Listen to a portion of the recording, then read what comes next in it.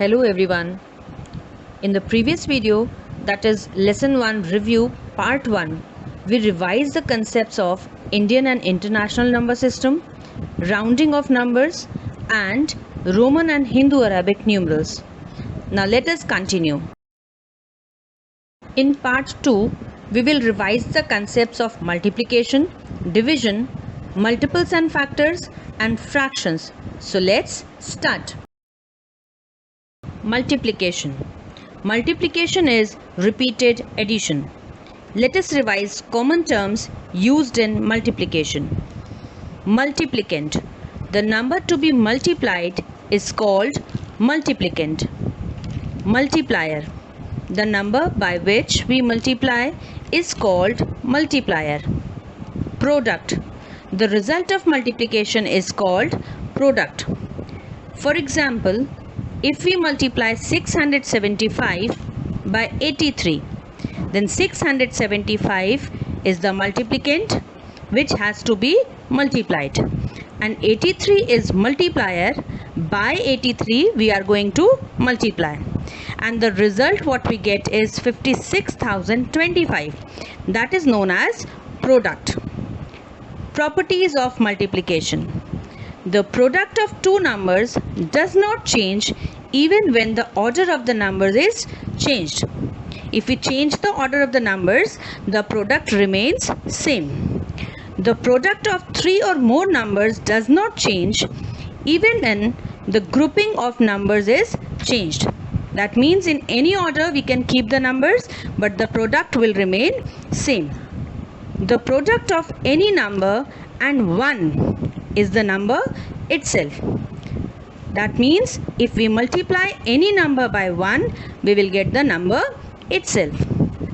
The product of any number and 0 is 0. When we multiply any number by 0, we get the product always 0. Division. Division is repeated subtraction. The common terms used in the operation of division are dividend.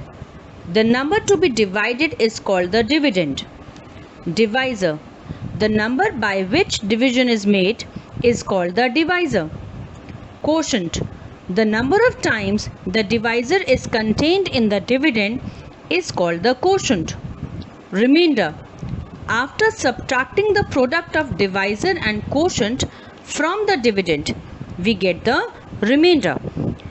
Let us divide 67 by 20. 67 is the dividend which has to be divided, and 20 is divisor by which we have to divide 67. Now 3 times 20 is 60. So the quotient is 3. When we subtract 60 from 67, the leftover number is 7. So the remainder is 7. Let's recall the properties of division which we have learned in our previous class. When a number is divided by 1, the quotient is number itself. For example, if 219 is divided by 1, the quotient is 219. When a number is divided by itself, the quotient is 1. For example, if we divide 237 by 237 only, the quotient is 1. Now let us revise multiples and factors. We will start with multiples. When two or more numbers are multiplied, the product of the numbers is called the multiple. For example, if 16 multiplied by 5 is 80, then 80 is the multiple of 16 and 5.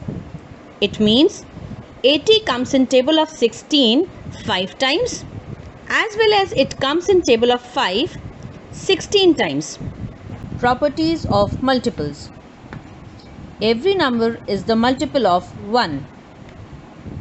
Every number is the multiple of itself. The smallest multiple of a number is the number itself. There is no greatest multiple of a number because A number has unlimited number of multiples.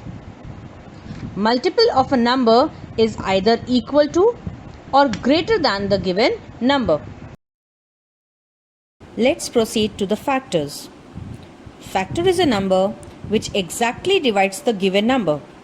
Here exactly divide means while dividing the number, the remainder should be 0. Let us take an example of number 25. Now which numbers can divide 25 exactly? If we divide 25 by 1, the quotient is 25. If we divide 25 by 5, the quotient is 5. And if we divide 25 by 25, the quotient is 1. In all these cases, the remainder is 0. So we can say 1, 5 and 25 are the factors of 25. We can understand factors in one more way. We can say factors are the numbers we can multiply to get the given number. Again I am taking the same example of number 25. Let us find out the pairs of numbers whose product is 25. We see that 1 when we multiply by 25 gives 25.